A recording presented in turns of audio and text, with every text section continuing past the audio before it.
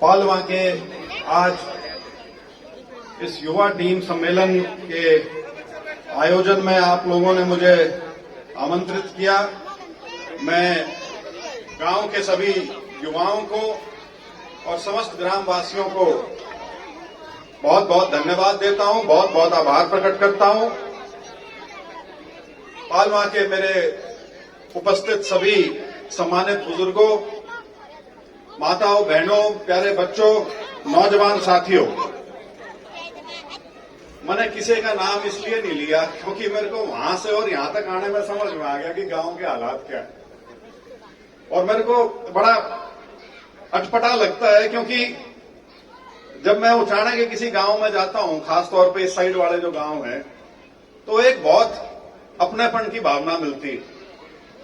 वो जो अपनेपन की भावना है उसमें स्नेह भी होता है, प्यार भी होता है, नाराजगी भी होती है और आपसी खींचतान भी पूरी हो। अब उसका इलाज क्या है वो तो मेरे को नहीं पता, लेकिन ये चीज हमारे ऊपर, सबके ऊपर समय समय पे बहुत भारी पड़ी है और हम कुछ समय के लिए संभलते हैं, थोड़ी देर बाद फिर वहीं के वहीं पहुंच के खड़े हो जाते हैं। वो एक अंग्रेजी में कहावत है, 1 स्टेप फॉरवर्ड 2 स्टेप बैकवर्ड, मतलब 1 कदम आगे बढ़ाया और 2 कदम फिर पीछे चले गए। तो अपनी कहानी पिछले 25-30 साल से ये हो रही है, खास तौर पे सन 2000 के बाद से यही कहानी है। 1 कदम आगे बढ़ते हैं और फिर 2 कदम वापस पीछे चले जाते हैं। तो गुरनाम ने जो बात कही, मैं वही बात आगे बढ़ा के यही अनुरोध करना चाहूंगा कि कोई राजनीतिक द्वेष नहीं है किसी से, चाहे हमारे विपक्ष का है, पक्ष का है, यहां का है, बाहर का है। कभी किसी प्रकार की दुर्भावना से कोई काम नहीं किया है। लेकिन कुछ चीजें ऐसी होती हैं जो आदमी के जीवन में हर क्षेत्र में काम करती हैं, सिर्फ राजनीति नहीं, कोई भी क्षेत्र हो, उसमें कोई भी व्यक्ति किसी काम को बहुत मेहनत से करता है, शिद्दत से करता है, 4 लोगों को उससे तकलीफ हो जाएगी। कोई भी व्यक्ति किसी के साथ जुड़ता है, जो जुड़ रहा है वो जुड़ रहा है, दूसरे 4 और दूसरे खड़े हो जाते हैं।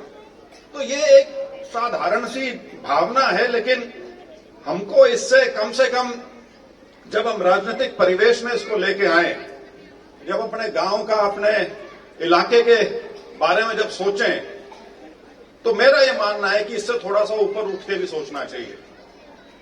गांव की जितनी राजनीति सारी सरपंची के इलेक्शन में काट लिया करो। वहां पे होती है, घर घर में आपसी पूरा तनाव होता है, पूरा खिंचाव होता है, बहुत मेहनत करी जाती है, बहुत शिद्दत से लोग लड़ते हैं। और मेरे को तो कई बार सुन के हैरानी होती है ना। कल वहां हिसार में मेरे प्रोग्राम थे, तो मेरे साथ जो बैठे थे उन्होंने किसी म्यूनिसिपैलिटी का जिक्र करा और ये कहा जी वहां पे उस जीतने वाले कैंडिडेट के 5 करोड़ खर्च हो गए म्यूनिसिपैलिटी का चुनाव।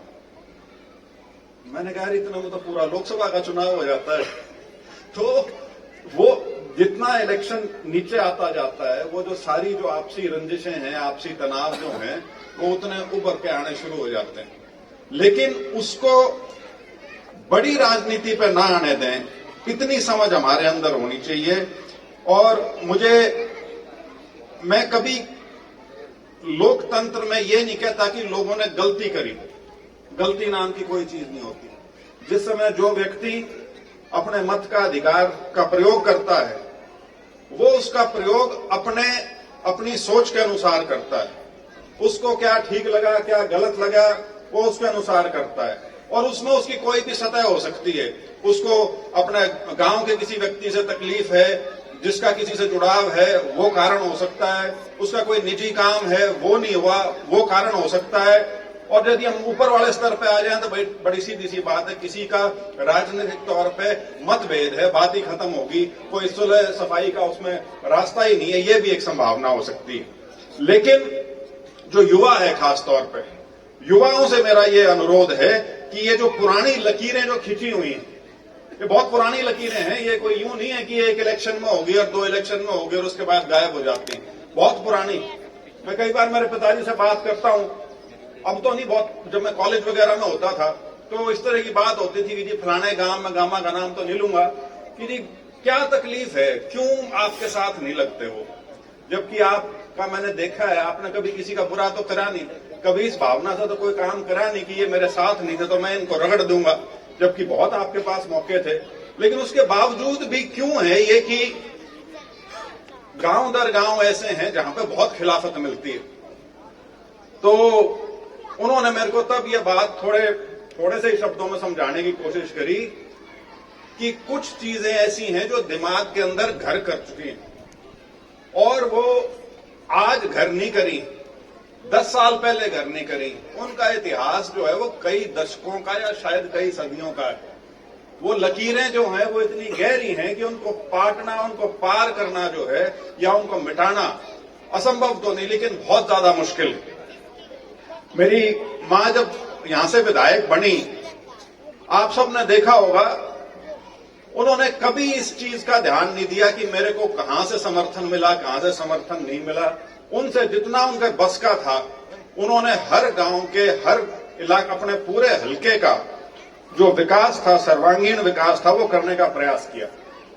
और बल्कि मेरे पिताजी कई बार कहते यार 40 साल तो मने हो गए राजनीति में और उचाने वाले कह नहीं हूं, अगर प्रेमलता ने जितने काम 5 साल में कर दिए 40 में कौन नहीं करे।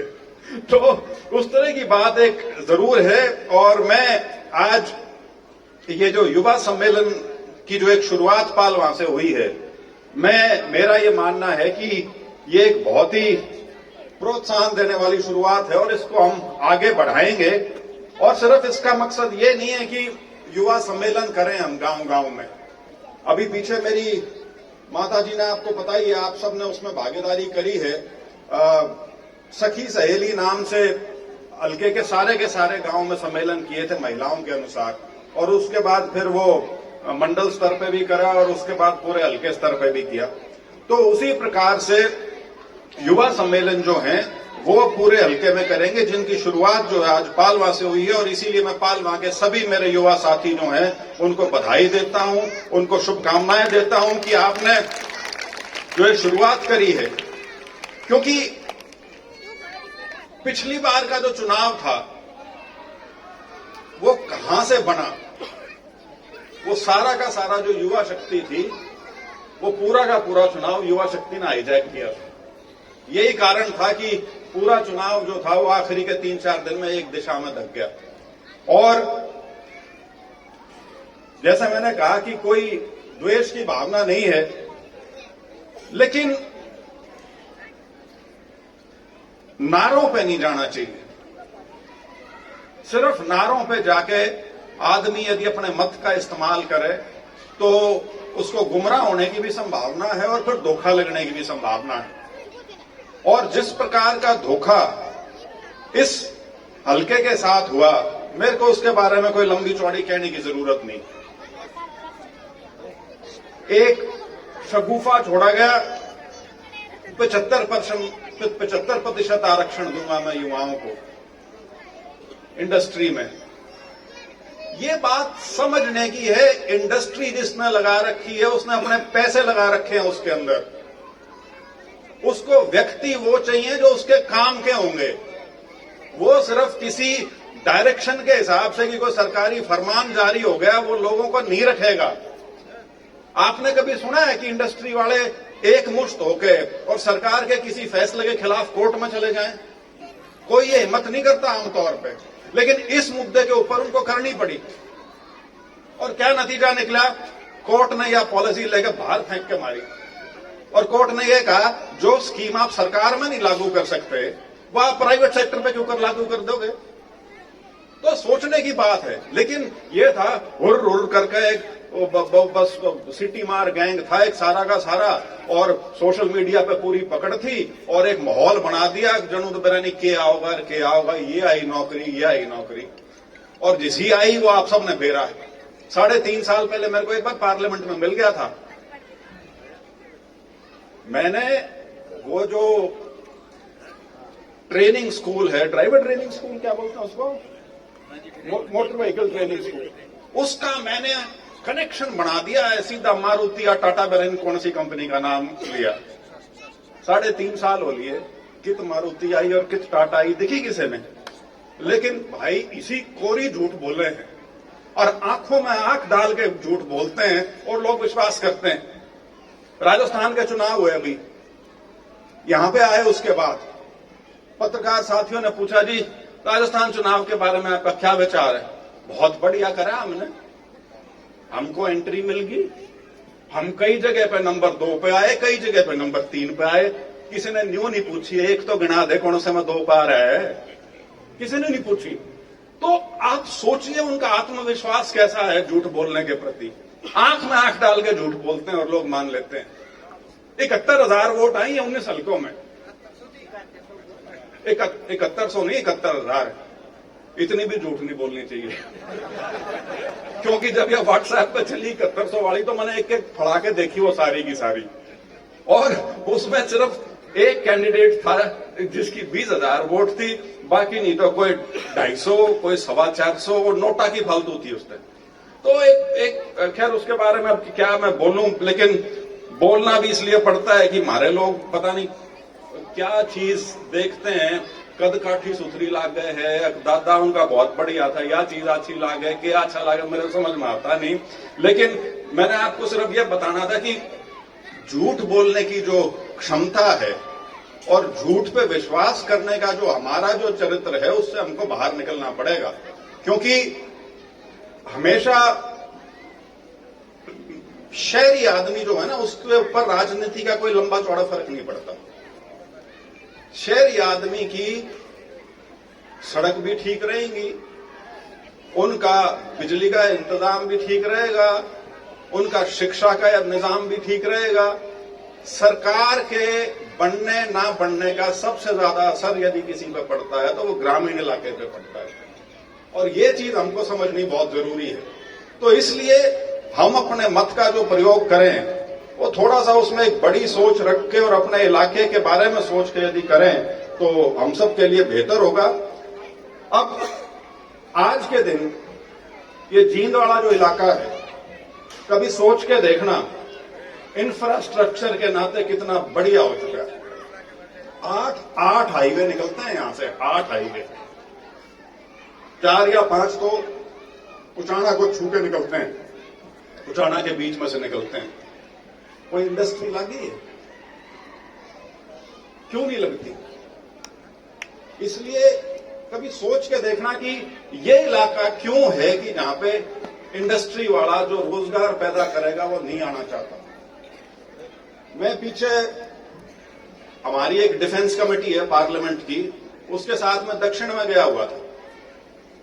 तो एक वहां जाके मेरे को एहसास हुआ कि हमारे देश की ज्यादातर जो डिफेंस से रिलेटेड कंपनियां हैं, ये इसरो हुआ, ये जो रॉकेट मिसाइल बनाते हैं, ये सारे पनडुब्बी बनाते हैं, ये सारे जितना भी बड़ा असला बनता है, ये सब ये ज्यादातर दक्षिण भारत में। तो मेरी हमेशा से मान्यता ये थी कि ये दक्षिण भारत में इसलिए है क्योंकि हमारे एक साइड में पाकिस्तान है, एक साइड में चीन है, तो वहां से दूर रखने के लिए इन चीजों को ये चीजें दक्षिण में कर रखी हैं ताकि वहां तक हमारे दुश्मन की पहुंच ना हो पाए। लेकिन जब वहां जाके मैंने उनसे पूछा कि तुम्हारे यहां ये व्यवस्था किस हिसाब से आई हुई है, तब मेरे को बताया कि ये नहीं है कि आजादी के बाद ये चीज शुरू हुई, ये तो अंग्रेज ने भी यहां से ही शुरुआत करी थी इन चीजों की। और कारण क्या?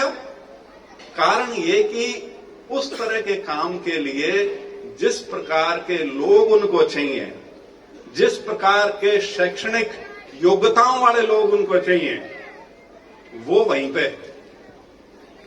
हमारे यहां साइंस करके कोई राजी नहीं, और वहां साइंस के अलावा वो कुछ और करना नहीं चाहते। मेरे साथ एक संसद में एमपी है, उसकी यूनिवर्सिटी है एक, उसमें करीब 60-62 हजार बच्चे हैं, 60-62 हजार, प्राइवेट यूनिवर्सिटी है। तो मैंने उससे पूछा आप कोर्स कौन कौन से कराते हो? आप अचरज मानोगे, उसके अंदर ना कोई बीए पास थी, ना कोई और जिसको हम ये आर्ट्स वाले कोर्स कहते हैं, कोई नहीं था। सारी की सारी यूनिवर्सिटी 62,000 बच्चा जो है वो टेक्निकल काम कर रहा है सारा का सारा, या तो इंजीनियरिंग के हैं या मेडिसिन के हैं या और किसी तकनीक से संबंधित हैं, सारा का सारा साइंस का। और यही सिर्फ हमारे इस इलाके नहीं, पूरे हरियाणा की जो एक बहुत बड़ा कारण है हमारे बच्चों के पिछड़ने का, वो है कि हम 3 चीजें, मैं ये चीज बिल्कुल अपने अनुभव से कह रहा हूं, मेरी जो शिक्षा रही है उसके हिसाब से कह रहा हूं, क्योंकि मैं भी वैसे आर्ट्स का स्टूडेंट था। लेकिन जब तक हम साइंस, मैथ्स और अंग्रेजी भाषा जब तक इनको नहीं पकड़ेंगे, आप मान के चलिए जहां हैं वहीं रहेंगे, यूं ही नेताओं का मुंह देखते रहेंगे, यूं ही ये कौशल के पर्ची रजिस्ट्रेशन की स्लिप है इसमें ठाए ठाए आने जाओगे और कुछ नहीं होना। क्योंकि आपके जवान बच्चे अब कम से कम ये देख पा रहे हैं कि जिस तेज गति से दुनिया बदल रही है, जिस तेज गति से सारा रोजगार का जो आयाम है वो बदलने लग रहा है, वो आपको देखने की जरूरत है। ये क्यों कल तक पंजाब में था, आज से 30-40 साल पहले, उसके बाद ये कैथल जिले वगैरह में आया और अब ये जींद में आ गया, ये जो विदेश जाने वाला सिलसिला है, इसका कारण क्या है? ये जो डंकी, शाहरुख खान की पिक्चर भी आओगी अभी थोड़ी दिन में, और उसके अंदर कोई किसी प्रकार की बच्चे की सिक्योरिटी नहीं है, कोई उसका ये नहीं अता पता कि वो ठीक पहुंचेगा नहीं पहुंचेगा, पहुंचेगा भी या नहीं पहुंचेगा। यहां पे जमीन बेच के, घर की कोई चीजें बेच के पैसा इकट्ठा करके बच्चों को भेजा जा रहा है। उसका कारण क्या है? आप क्या सोचते हो? उनको वहां बहुत अच्छी नौकरी मिलती है, वहां वो नौकरी मिले हैं जो वो यहां कर नहीं सकते, आंख की शर्म की वजह से। कि रेलवे स्टेशन पर काम करता किसी ने देख लिया तो बेइज्जती हो जाएगी, बस अड्डे पर काम करता देख लिया तो बेइज्जती हो जाएगी। वहां जाके 80% से ज्यादा बच्चे ये काम कर रहे हैं वहां पे, लेकिन पीछे ठीक मिले। तो जब पीछे घर में वो पैसे आते हैं और वहां कोई अपना देखने वाला तो है नहीं, ये काम किस प्रकार का कर रहा है, ये जो रोजगार जिसको हम कह रहे हैं किस प्रकार का रोजगार है जिसके लिए धरती बेच कर जा रहा है। लेकिन कम से कम उसको ये है कि चलो एक मेरे लिए कोई रास्ता है जो शायद हमारे यहां बंद हो रहा है, लेकिन वो बंद होने का जो रास्ता है उसको खोलने के बहुत तरीके हैं। और उसके अंदर आपकी जो शिक्षा व्यवस्था है उसमें सुधार की बहुत बड़ी आवश्यकता है। मेरा बस चले तो मैं जो भी ढंग का स्कूल है इलाके में, मैं 11वीं और 12वीं में साइंस और मैथ्स कंपलसरी करूं उसके अंदर। उसके बिना कोई आगे रास्ता नहीं है आप लोगों के लिए। इस गलतफहमी में मत लेना कि कोई आओगा और आपको सरकारी नौकरी में और प्राइवेट सेक्टर में 10वीं 12वीं के हिसाब से नौकरी दे देगा। और दूसरा, ये जो फर्जी ITI करने लग रहे हैं, इनसे भी कुछ नहीं होना। आपको शायद एक बार एंट्री मिल जाएगी, लेकिन जब मशीन पे आपको आदमी खड़ा करेगा और आपसे मशीन नहीं चलेगी, आपको 3 महीने बाद क्या देगा, जयराम जी की काम करो अपना। मैं कल हिसार गया हुआ था, आपको हालात बताता हूं। ITI का मुद्दा था, ITI का इंस्ट्रक्टर बताने लग रहा था अपने महकमे के बारे में। मैंने सिर्फ ये पूछ लिया जो कागज मेरे पास था, भाई तुम ट्रेंड किसने कहो हो और सर्टिफाइड किसने कहो हो? इंस्ट्रक्टर जिसका काम है आगे बच्चे को पढ़ाना, वो ये नहीं बता पाया कि सर्टिफाइड कौन सा है और ट्रेंड कौन सा है। तो वहां से जो निकल के आने लग रहा है उसको किस प्रकार से रोजगार में वो लंबा चल पाएगा आप खुद सोच सकते हो। मैं कई बार देखता हूं वो ITI पता नहीं कौन सा है, यहां पंजाब में या कहां की, वहां की बहुत ITI हो रही है। मेरे को शक है कि वो काबिलियत जो चाहिए काम करने के लिए वो है उनमें। तो ये चीजें हैं जिनके बारे में हमको सोचना है। हमको अपना ये जो निजाम है शिक्षा का, इसके अंदर बहुत बेहतरी लानी है। और जैसे मैंने कहा, साइंस और गणित ये 2 ऐसी चीज हैं जिसमें आगे हमको बहुत मेहनत करनी पड़ेगी। और मेरा तो ये मानना है कि जैसे मैंने कहा कि हमारी जो ग्रामीण व्यवस्था है उसके अंदर राजनीति और सत्ता का बहुत बड़ा योगदान रहता है, शहर में उसका असर इतना नहीं होता।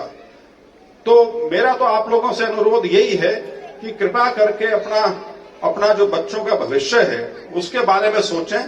और मैं जब नौकरी छोड़ के आया तो मैंने अपने आप को यह कहा कि मेरे पास 25 साल है, 25 साल है, मतलब ये 4.5 हो लिए, 20 साल के आसपास। और मैं मानता हूं कि 70 तक तो आदमी के गोडे मोडे थोड़े ठीक ठाक ही रहते हैं। तो मैं इसी नियत से आया हूं कि अपने इलाके का, अपने लोगों का कुछ भला हो सके। लेकिन जब मैं बना मोदी जी के नाम पे और एक माहौल था, बहुत बड़ी जीत हुई, मेरे को भी बड़ी खुशी हुई कि अब करने का बहुत मौका मिलेगा। 4 महीने में ये ऐसी तैसी कर दी बिल्कुल। अक्टूबर के अंदर वो सारी जो लोकसभा की जीत थी वो गौण होगी बिल्कुल, क्योंकि वो व्यक्ति जिसको आपने हरा रखा है, वो व्यक्ति जो आपका प्रतिद्वंद्वी है, वही व्यक्ति हमारे इलाके से जीत के जाता है और इतनी वोटों से जीत के जाता है कि संभल नहीं आदमी के ऊपर की इतनी के ऊपर आ गई। और उसके बाद सरकार में नंबर 2 का पद मिलकर बैठ जाता है। तो आप खुद समझ सकते हो, फिर भी लोग आगे कहेंगे ना जी आप बात तो करो। तो आप सब राजनीतिक लोग हो और इसीलिए ये तनातनी रहे गांव में, क्योंकि सारे राजनेता हैं यहां पे। खुद सोच के देखो, सत्ता में होना और सत्ता में ना होना कितनी माड़ी चीज है, और सरकारी पार्टी में होके भी सत्ता में ना होना कितनी माड़ी चीज है। चाहे वीरेंद्र सिंह की सबसे मैं जो बुरी हार मानता हूं ना, वो थी 2009 वाली, जब प्रदेश में सरकार बनी और आपने अपना लीडर हरा दिया। उससे माड़ी गत नहीं बढ़ सकती कभी भी, क्योंकि जीरो हो जाता है फिर सारा काम। विपक्ष का व्यक्ति यदि हारता है तो उसका एक कारण है कि भाई हम तो विपक्ष में हैं, हार गए तो ठीक है, जीत गए तो भी हमारे बस का कुछ नहीं है। लेकिन यदि आपकी पार्टी सत्तासीन होती है और आप हार जाते हो, सबसे कमजोर स्थिति वो होती है किसी भी राजनीतिक व्यक्ति के लिए।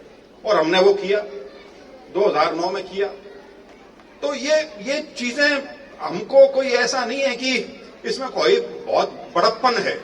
मैं मानता हूं कि हमारे यहां एक चीज से मैं पूरी तरह से सहमत हूं और मेरे को उसका बड़ा गर्व भी होता है, गुमान भी होता है जब मैं अपने शहरों में अपने दोस्तों के साथ बात करता हूं कि भाई हमारा इलाका जो है वहां एनडी कोई नहीं है। किसी ने घना बड़ा चौधरी नहीं मानते, सारे बराबर है। लेकिन कई बार जिस नेता को, जिस राजनीतिक व्यवस्था को आपने 50 साल सींचा है, 50 साल थोड़े नहीं होते। मेरे पिताजी ने पहला चुनाव 72 में लड़ा था, अब 2023 खत्म होने को आ गया, 52 साल हो गए हैं। और वो 52 साल उन्होंने अपनी राजनीति आपके दम पे की है, आपके विश्वास पे की है। उनको बहुत अनेकों पद मिले हैं, बहुत बार उनको ऐसे मौके मिले कि मौके भी नहीं मिले। बहुत साथी क्या करते जी इतने मुश्किल हल्के में क्यों फंस रहे हो, कोई सौखा सा काम देख लो, कोई दूसरा हल्का ढो।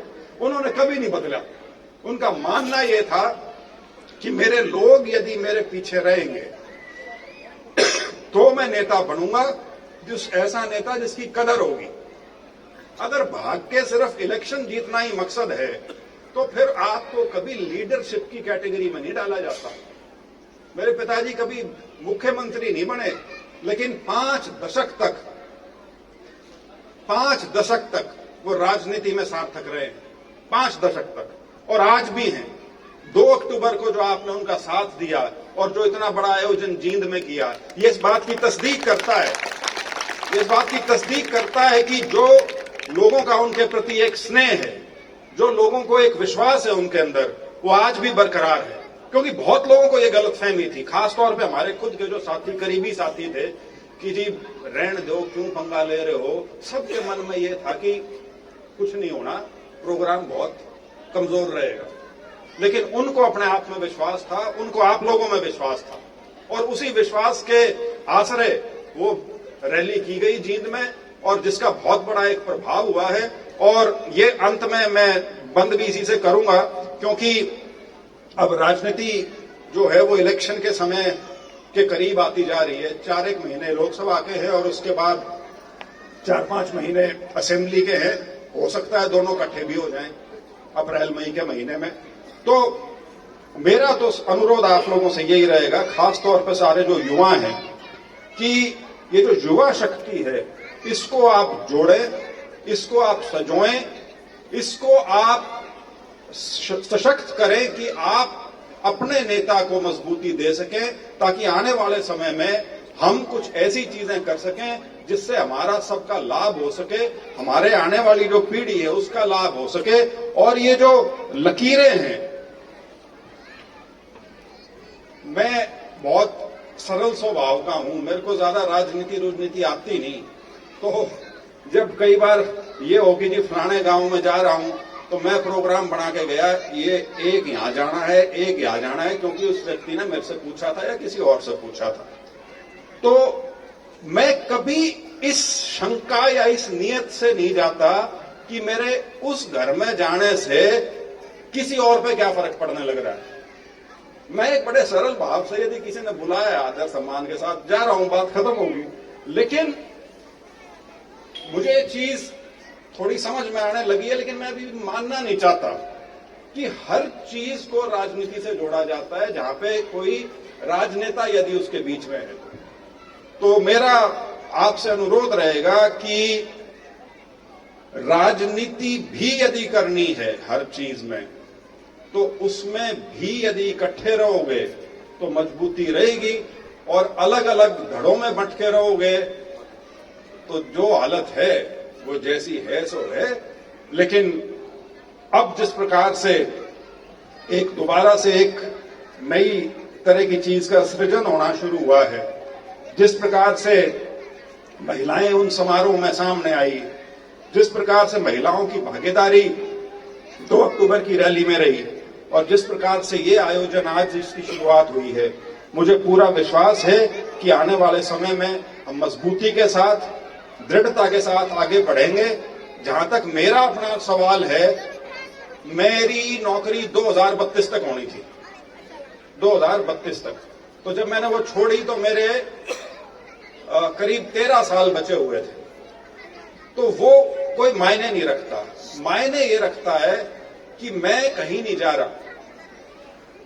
मेरे से पत्रकार कई बार पूछते थे जब मैं इलेक्शन लड़ रहा था कि जी इलेक्शन के बाद क्या रहेगा। मैंने कहा रहेगा क्या, मेरे पास पीछे जाने का रास्ता ही नहीं कोई। और कुछ ऐसा है, मेरे पिताजी राजनीति में इतने साल रहे, इतने बड़े रहे, लेकिन कोई बिजनेस नहीं है। धरती है थोड़ी बहुत यहां और रोहतक वगैरह में, लेकिन ये नहीं है कि कोई मेरी कोई फैक्ट्री चल रही है, मेरे कोई लंबे चौड़े कारोबार है कि मैं वो संभाल लूंगा जाके। तो मेरा काम तो यही रहेगा अगले 20 साल 25 साल जो भी है। तो इसी उम्मीद के साथ कि आपका आशीर्वाद बना रहेगा, और ये जो जवान बच्चों ने आज शुरुआत की है, इसको हम आगे बढ़ाएंगे और मजबूती से आगे बढ़ाएंगे। इसी विश्वास के साथ आपका पुनः एक बार बहुत बहुत आभार, बहुत बहुत धन्यवाद। जय हिंद।